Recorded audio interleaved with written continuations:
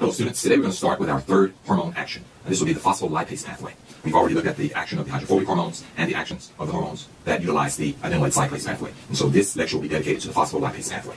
Let's begin. Okay, first we're going to draw a cell and the components that are similar from before.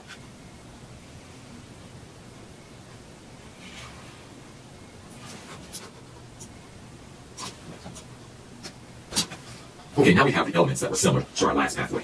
We have the hormone, which is the first messenger. The hormone attaches or binds to the G protein coupled receptor, activating this receptor. The G protein attached to GDP then comes to the receptor and it exchanges the GDP for GTP. Now the G protein is active. Now the G protein is going to move next to activate another protein. We're going to indicate that protein here. Okay, the G protein is going to bind to and activate this protein. There's no secret here. This protein is our phospholipase. So let's indicate that here. And there's our phospholipase. Now the phospholipase is going to cleave a phospholipid which is found in the membrane. And so first let's indicate what that may look like in the membrane. So the membrane is very, very small. And so the phospholipid is going to have a head group and two fatty acyl tails. So let's see if we can indicate that here. This is going to be our head group.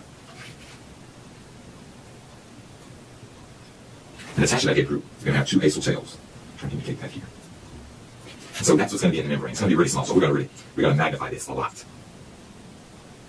And so here we have our phospholipid. Now what's going to happen is the phospholipase is going to cleave this to yield the head group and fatty acyl group. But before we do that, let's indicate what it's made of. So here we're going to have I for inositol, put a P here to represent the 3-phosphate. And so the I represents inositol and the P's represent phosphates. And so what's going to happen, the I and the 3 P's will be cleaved by phospholipase, separating it from the two acyl groups. And so let's represent that here. This reaction is catalyzed by phospholipase. And so let's name these three players here. The first one, our phospholipid, is phosphatidylinositol bisphosphate. Phosphatidylinositol bisphosphate, or PIP2. And so this is our substrate. We're going to have two products. The first one here is diacylglycerol. It is abbreviated DAG. And our other product is inositol trisphosphate. And it is abbreviated IP3. Now this pathway is a little unique from the first one, in that the first one only had one second messenger, whereas this one has two second messengers. So both of these are second messengers.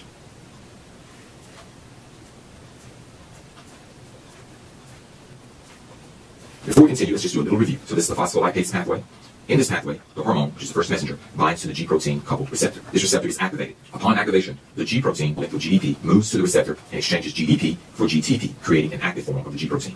The active G protein then goes and associates with the membrane protein, phospholipase. The phospholipase cleaves the phospholipid, which is found in the membrane. There's a phospholipid found in the membrane, PIP2, phosphatidylinositol bisphosphate. The phospholipase C cleaves this phospholipid, creating diacylglycerol, DAG, and inositol trisphosphate, IP3. Both of these are second messengers. Now we will continue. Let's continue with IP3 first. Within the cell, there is the endoplasmic reticulum, the smooth endoplasmic reticulum, or the smooth ER. That smooth ER is filled with calcium. The IP3 interacts with the smooth ER, causing it to release its calcium. So the calcium is released from the smooth ER. Now again, this signal transduction pathway is unique because not only do we have one first messenger and two second messengers, but now we have a third messenger, and our third messenger is calcium. So we're going to indicate that here.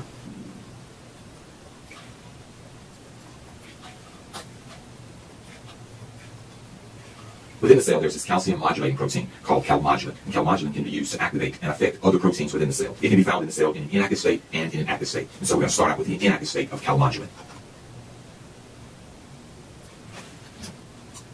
When calcium binds to the inactive calmodulin, it converts the calmodulin to an active state, or an active form, and that's represented here.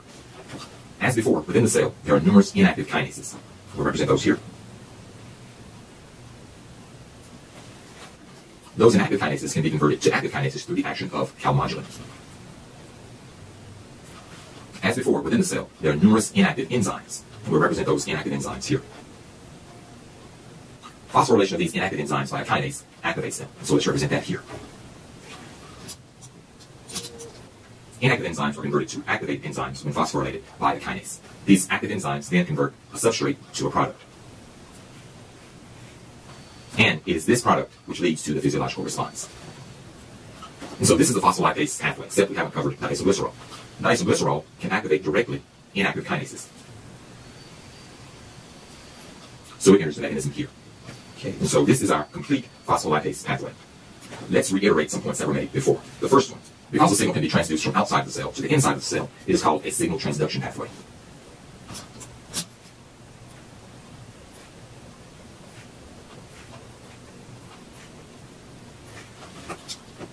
Next, let's look at how amplification might occur in this pathway. Let's say here we start out with one hormone.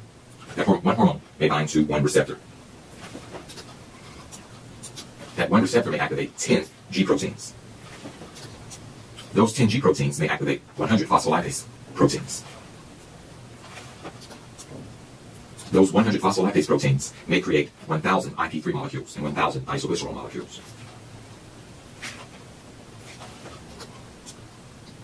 The 1,000 IP3 molecules may trigger a 10,000-fold calcium efflux.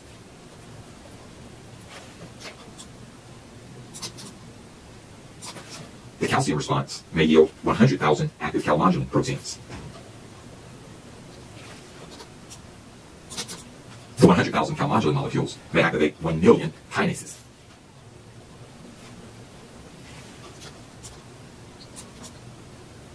The 1 million kinases may activate 10 million enzymes. The 10 million enzymes may lead to the catalysis of 100 million products. The take-home message here is that these signal transduction pathways lead to a great deal of amplification. And because there's amplification, these pathways are also called signal transduction cascades.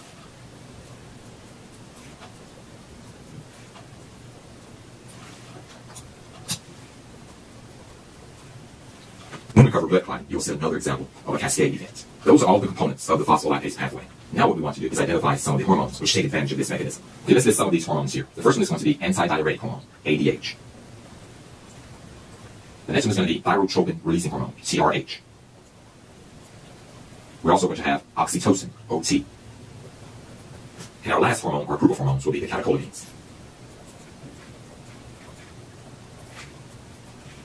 Of course, those are epinephrine and norepinephrine. I do want you to keep in mind that even though I've listed these 4 hormones here, there's a lot of crossover. Usually, these 4 hormones utilize this pathway. Some of them could very easily use the adenylate cyclase pathway, and vice versa. Some hormones, in some situations, may not even use either of these pathways. For example, insulin uses neither of them. These are the pathways that are commonly used for these hormones. This does not have to always be the case. This completes the phospholipase pathway and this lecture. Hope that you learned a lot.